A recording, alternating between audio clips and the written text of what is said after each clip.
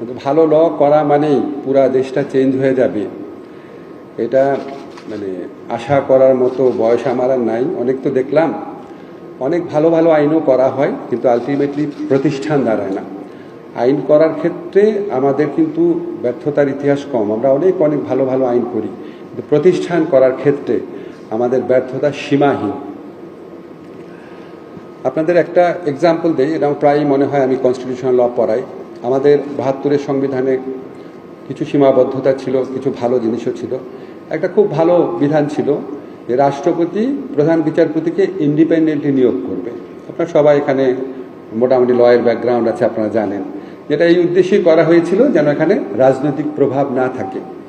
রাষ্ট্রপতি ইন্ডিপেন্ডেন্টলি দুইটা কাজই করতে পারে, তার মধ্যে আসলে একটা কাজ করতে পারে, সেটা হচ্ছে প্রধান বিচারপতিকে নিয়োগ করা। কিন্তু আপনারা সবাই জানেন রাষ্ট্রপতি কখনোই প্রধান বিচারপতিকে ইন্ডিপেন্ডেন্টলি নিয়োগ করেন নাই।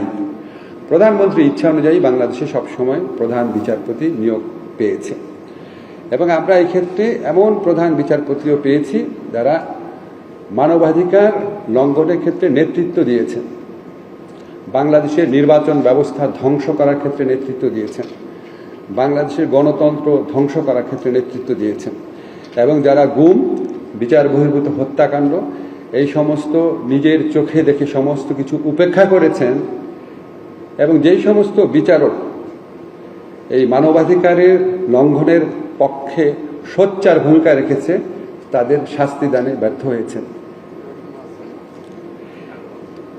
আনফর্চুনেটলি এই ধরনের বিচারপতিদের কেউ কেউ এখনো আমাদের এখানে রয়ে গেছে।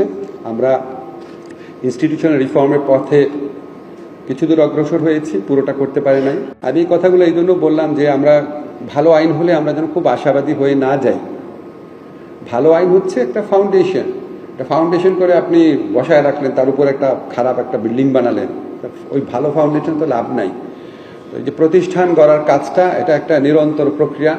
আমি নিজের কাছে মনে হয়, আমি সরকারে এসে আমার সবচেয়ে বেশি যে জিনিসটা মনে হয়েছে, আমাদের প্রতিষ্ঠান গড়ার ক্ষেত্রে আমাদের অসীম সীমাবদ্ধতা রয়েছে, বিভিন্ন ধরনের সীমাবদ্ধতা। আমরা প্রতিষ্ঠানকে এটা বুঝি না, আমরা ব্যক্তি বুঝি। আপনি বলতে পারেন যে শুধু পলিটিক্যাল পার্টি না, সমস্ত জায়গায় আমরা ব্যক্তি কেন্দ্রিক।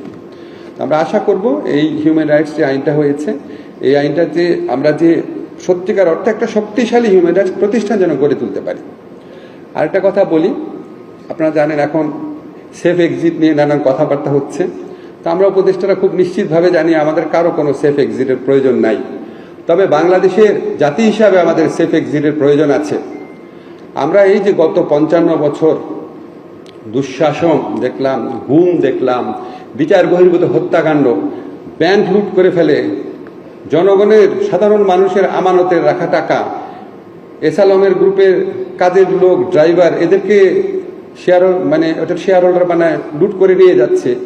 এরকম একটা ভয়াবহ, অসুস্থ, আত্মধ্বংসী রাষ্ট্র কাঠামো থেকে আমাদের সেফ এক্সিট প্রয়োজন এই জাতির, এবং এটার জন্য আমাদেরকে কিছু কিছু প্রতিষ্ঠানকে অত্যন্ত শক্তিশালীভাবে গড়ে তুলতে হবে।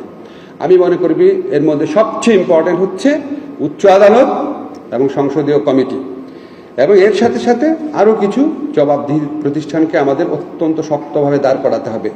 তার মধ্যে সবচেয়ে উল্লেখযোগ্য হচ্ছে হিউম্যান রাইটস কমিশন। এটা যদি আমরা করতে ব্যর্থ হই, আমাদের এই রুমে যারা আছি, আমাদের বিদেশি বন্ধুরা ছাড়া, আর এই রুমের বাইরে বাংলাদেশে যে মানুষজন আছে, তারা যে কেউ যে কোনো সময় গুরুতর হিউম্যান রাইটস লঙ্ঘনের শিকার হতে পারে। কাজে একটা শক্তিশালী হিউম্যান রাইটস কমিশন স্থাপন করা শুধু সরকারের, আইনজীবীদের, অ্যাটর্নি জেনারেল বা সমাজের কোনো স্পেসিফিক অংশের মানুষের দায়িত্ব না, এটা আমাদের বাংলাদেশের প্রত্যেকটা মানুষের দায়িত্ব।